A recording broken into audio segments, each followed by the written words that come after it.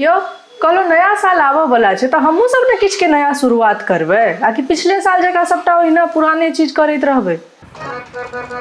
नया साल कथी, नया साल तो सब साल आबिते छै तऽ एहिमे नया कथी, मतलब कोनो नया चीज नहीं भेलै, नया करे के कोनो हमरा मतलब नहीं बुझा रहल छै। अरे सब साल आबै छै तऽ सब साल किछु नया कयल जाइ छै ने, तऽ आब फिर एहि साल हमसब किछु तऽ नया करबै।